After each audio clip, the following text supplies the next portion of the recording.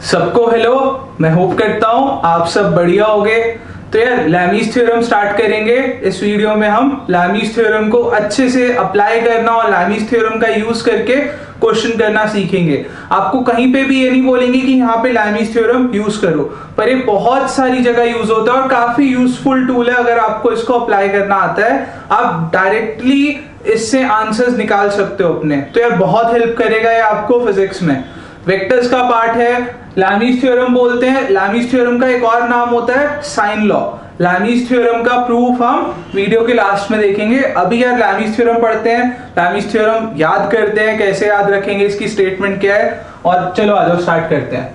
तो यार हमारे लैमीज थ्योरम सबसे पहले हमें देखना है कि लगता कहाँ पे है और क्या क्या कंडीशंस होनी चाहिए लैमीज थ्योरम को लगाने की। तो लैमीज थ्योरम लगाने के लिए सबसे पहले तीन वेक्टर्स इक्विलिब्रियम में होने चाहिए। सबसे पहले जो भी वेक्टर्स हैं हमारे, जो भी तीन वेक्टर्स दे रखे हैं, तीनों वेक्टर हमारे इक्विलिब्रियम में होने चाहिए। इन तीनों वेक्टर को इक्विलिब्रियम कंडीशन सैटिस्फाई करनी चाहिए। सेकंड कंडीशन क्या होनी चाहिए, ये तीनों वेक्टर कोप्लेनर होने चाहिए। तो लैमीज थ्योरम सिर्फ कोप्लेनर वेक्टर के लिए लगता है, तीनों वेक्टर को कोप्लेनर होना चाहिए। दूसरा, तीनों वेक्टर को इक्विलिब्रियम कंडीशन में होना चाहिए, तीनों वेक्टर को इक्विलिब्रियम में होना चाहिए और कोप्लेनर होना चाहिए। तो यार अब देखते हैं, हमारे पास तीन वेक्टर है, vector A, vector B, vector C. Vector A का ऑपोजिट वाला एंगल, वेक्टर ए के सामने वाला एंगल अल्फा, वेक्टर बी के सामने वाला एंगल बीटा, वेक्टर सी के सामने वाला एंगल गामा बोल देते हैं। अब इन तीनों वेक्टर का रिलेशनशिप हमें लैमीज थ्योरम दे देगा। इन तीनों वेक्टर का रिलेशनशिप कैसे होगा, vector A upon sine of vector A के सामने वाला एंगल अल्फा इक्वल्स टू, अब वेक्टर बी लिखेंगे, upon sine of vector B के सामने वाला एंगल वेक्टर बी के सामने beta equals to C upon sine gamma. तो यार इन तीनों वेक्टर को रिलेट कर दिया, बस इतना सा ही है लैमीज थ्योरम। इसे हम साइन लॉ भी बोलते हैं ट्राइंगल्स में या मैथमेटिक्स में, एक ही जैसे हैं दोनों। तो चलो यार, हमेशा लैमीज थ्योरम आपको इस तरीके से नहीं मिलेगा, हमेशा वेक्टर्स आपको इस तरीके से नहीं मिलेंगे। आपको ऐसा भी कह सकते हैं, ट्राइंगल की फॉर्म में भी दे देंगे तीनों वेक्टर। कैसे देखते हैं,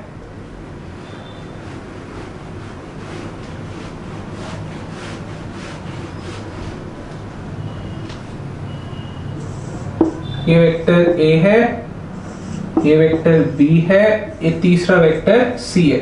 आपको इस तरीके से भी दे देंगे। तो आप यहां पे भी लैमीज थ्योरम लगा के इन तीनों को एक साथ रिलेट कर सकते हो। ये तीनों इक्विलिब्रियम कंडीशन फॉलो कर रहे हैं, हाँ बिल्कुल कर रहे हैं। वेक्टर अगर क्लोज फिगर बना ले तो मतलब वो इक्विलिब्रियम में या इनका नेट इफेक्ट जीरो है। तो जहां पे भी वेक्टर्स का नेट इफेक्ट जीरो होगा वहां पे लैमीज थ्योरम लगेगा। तो यार भले ही फोर्सेस में हो या कहीं और कोई दूसरे वेक्टर हैं जिनका नेट इफेक्ट जीरो हो रहा है या फिर क्लोज फिगर बना रहे हैं। तो यार चलो देखते हैं वेक्टर ए और बी के बीच का एंगल कितना था। हमने फिगर बनाई थी, वेक्टर ए था, ये वेक्टर बी था, ये वेक्टर सी था। वेक्टर ए के सामने एंगल था अल्फा, वेक्टर बी के सामने अल्फा एंगल था बीटा, सी के सामने था गामा। तो ए और बी के बीच का एंगल, ए और बी के बीच का एंगल है गामा। सिमिलरली ए और सी के बीच का एंगल, सी को थोड़ा सा आगे बढ़ाते हैं, ए और सी के बीच का एंगल है, ए और सी के बीच का एंगल बीटा। सिमिलरली बी और सी के बीच का एंगल, बी को हल्का सा आगे बढ़ा देंगे। वेक्टर्स के बीच का एंगल देखना सीखा आप लोगों ने, तो बी और सी के बीच का एंगल अल्फा। तो यार ये इस तरीके से ट्रायंगल की फॉर्म में भी आपको गिवन हो सकता है, ठीक है, क्लियर है। तो यार एक और तरीके से भी गिवन हो सकता है। ये वाला एंगल कितना होगा, पाई माइनस अल्फा। ये वाला एंगल कितना होगा, पाई माइनस गामा। ये वाला एंगल कितना होगा, पाई माइनस बीटा।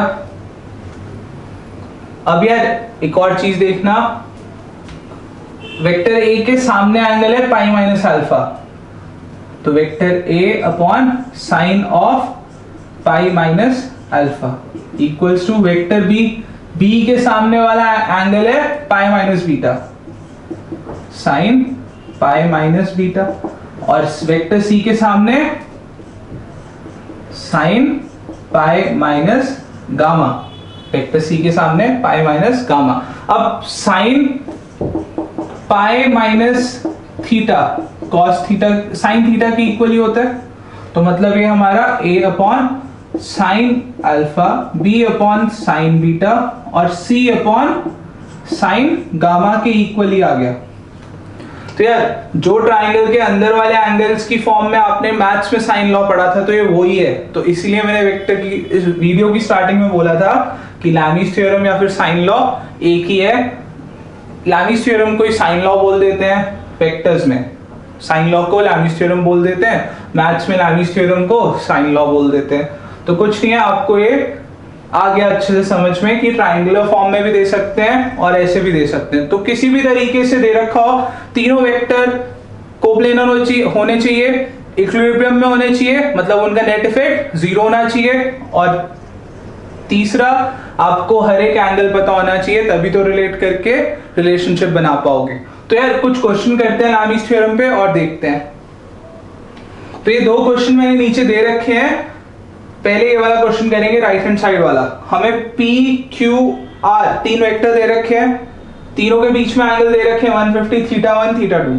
आपको क्वेश्चन में पूछा है if vector P is equal to 1.9318 kg weight and sin θ1, sin of θ1 की वैल्यू दे रखी है 0.9659, वेक्टर R की वैल्यू निकालनी है kg वेट में।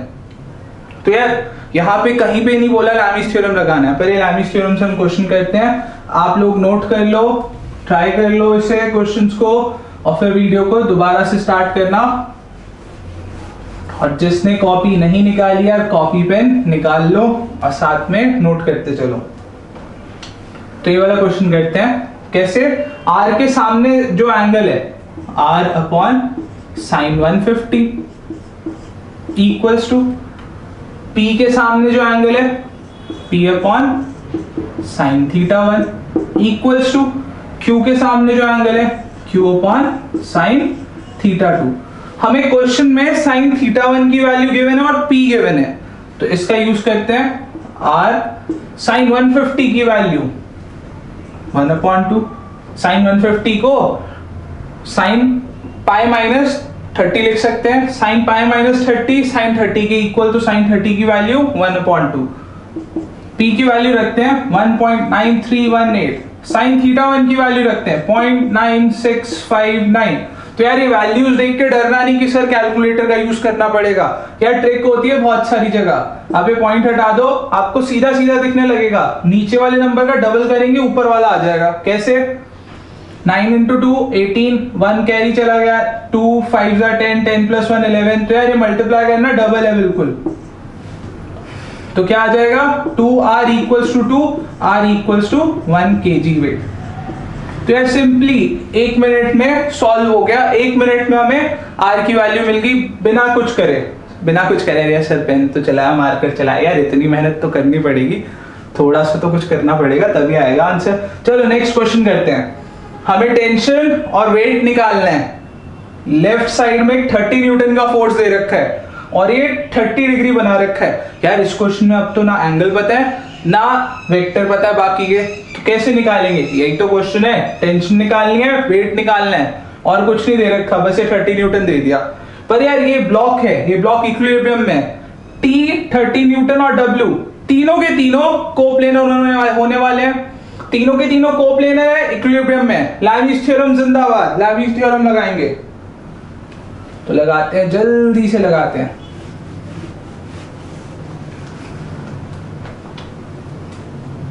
कैसे?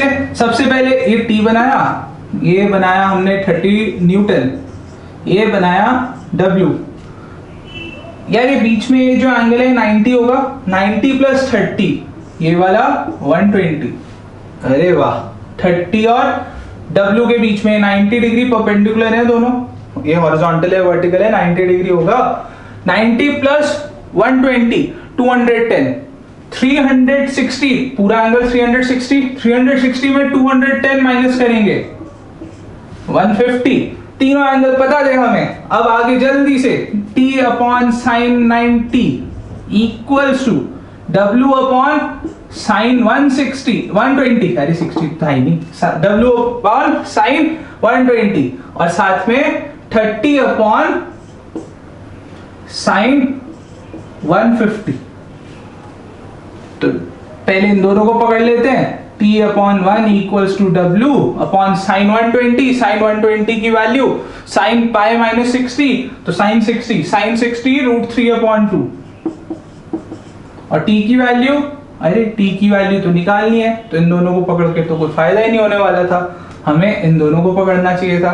पकड़ लेते हैं जी, 30 साइन 150 की वैल्यू 1 अपॉन 2, तो 30 इंटू 2 60 और यहाँ w अपॉन रूट 3 अपॉन 2, 2 ऊपर चला गया तो w आ गया 2 नीचे रूट 3 इधर, तो 30 रूट 3, तो w आ गया हमारा 30 रूट 3 और t भी निकालते हैं। t के लिए इन दोनों को रिलेट कर देते हैं, तो t upon 1 equal to 30 upon 1 upon 2, इसको ऊपर 1 को उधर लेके जाओ या ना जाओ एक ही बात है, तो t equal to 30 into 2, 30 into 2 बड़ा मुश्किल होता है 60 न्यूटन, तो t आ गया 60 और w आ गया 30 रूट 3, तो आपको t की वैल्यू भी मिल गई और w की वैल्यू भी मिल गई।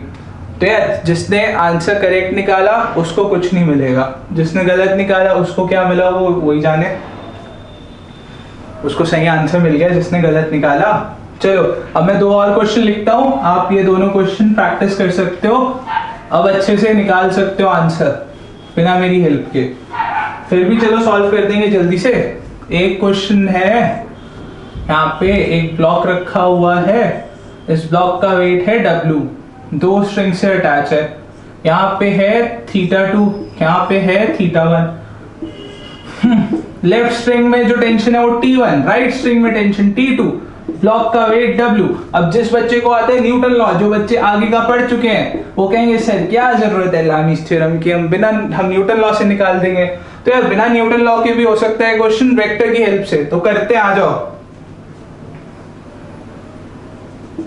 ये बनाया हमने, सबसे पहले एंगल बनाते हैं और इन तीनों को रिलेट करते हैं। एक ये T1, T2, W, तीनों कोप्लेनर और कोप्लेनर के साथ साथ ये रेस्ट पे है ब्लॉक, तो मतलब इन तीनों का इफेक्ट इस ब्लॉक पे होना चाहिए 0।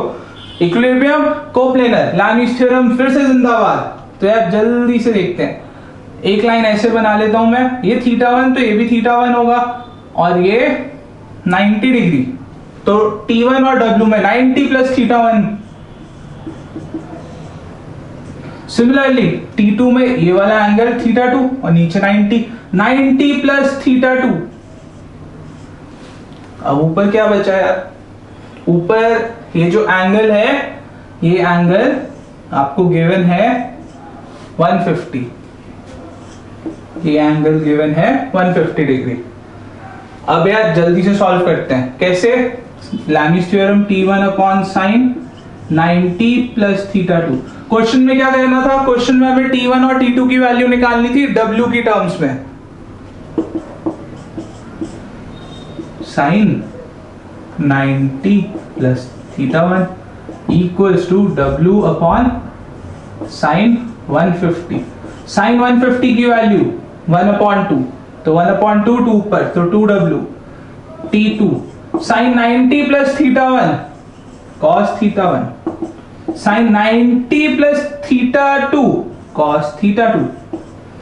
तो एक बार इसको इससे, एक बार इसको इससे रिलेट कर देते हैं, तो T1 equals to 2W cos θ2 और T2 को रिलेट करेंगे तो T2 मामा बन जाएंगे हमारे 2W cos θ1।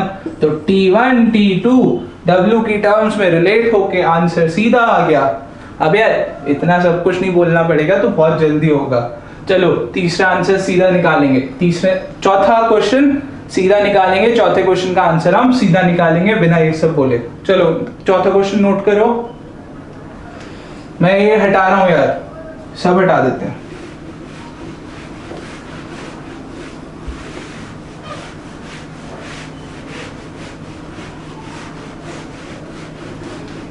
जल्दी से हट जा भाई, वीडियो बहुत बड़ी हो रही है। एक और क्वेश्चन करते हैं। ये यहाँ पे एक ऐसे लाइन बना देते हैं, एक ऐसे लाइन बना देते हैं, नीचे लिख देते हैं W पिछले में दिया था, इस बार ले लेते हैं 20 न्यूटन। यहाँ पे बना देते हैं F1, यहाँ पे बना देते हैं F2। ये वाला एंगल बता देते हैं 30, ये वाला एंगल बता देते हैं 60। F1 F2 की वैल्यू आपसे पूछ लेते हैं, और क्या काम है भाई, यही सब करना है। चलो एंगल देखते हैं। एक ऐसे लाइन बनाते हैं 90 और ये 30, और ये वर्टिकल के साथ ऑल्टरनेट, ये भी 30, और ये वाला होगा 180 में से 30 माइनस 150, ये वाला भी 150। तो देखते हैं जल्दी से।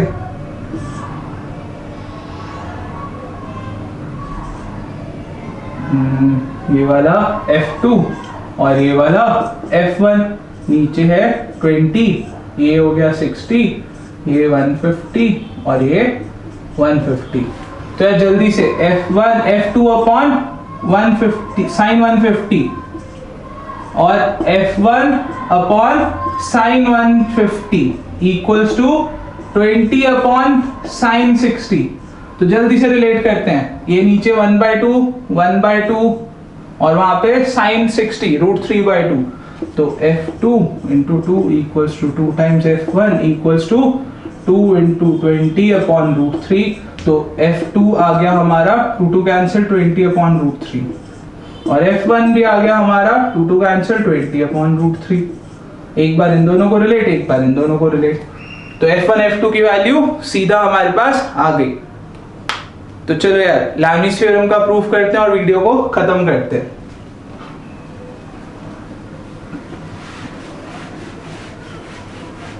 कि लैमिस थ्योरम ऐसा आता क्यों है, या साइन लॉ ऐसा क्यों होता है।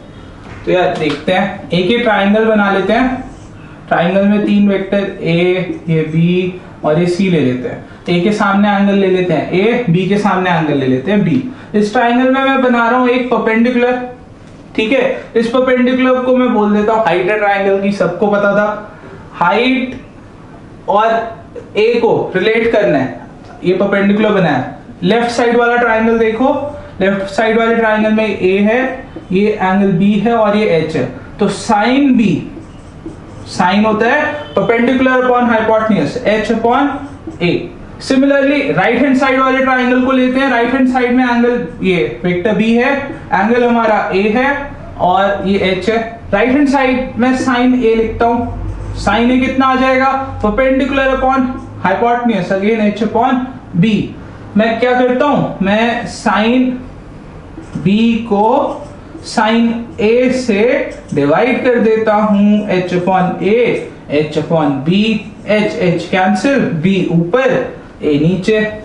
तो क्या हो जाएगा, sine B upon sine A is equal to B upon A। तो ये क्या करते हैं, A को ऊपर ले आते हैं, साइन B को नीचे ले जा लेते हैं, ऊपर नीचे का खेल खेलेंगे। A upon sine A equals to B upon sine B। Similarly, अरे ये तो आधा ही लैमिस थ्योरम है, बाकी का आधा कहाँ है, बाकी का आधा अभी बताता हूँ कहाँ पे है। सिमिलरली आप क्या करोगे, एक परपेंडिकुलर यहां से डाल दो, यहाँ पे अब आपके पास B आ जाएगा और ये नीचे C आ जाएगा। C के सामने वाला एंगल को ये C था और ये वाला एंगल था B, इसको फिर बोल दो H। फिर यहां से निकाल दो, यहां से निकालोगे आपके पास आएगा B upon sine B equals to C upon sine C। अरे B अपॉन साइन B तो आपका जाना पहचाना सा कोई नंबर है, B upon sine B। B upon sine B किसके इक्वल आ गया, C अपॉन साइन C। तो C अपॉन साइन C। चलो इसी के साथ सी यू इन नेक्स्ट वीडियो तक बाय। यार चैनल को सब्सक्राइब, नीचे कमेंट जरूर करना और बाय बाय, फिर मिलेंगे।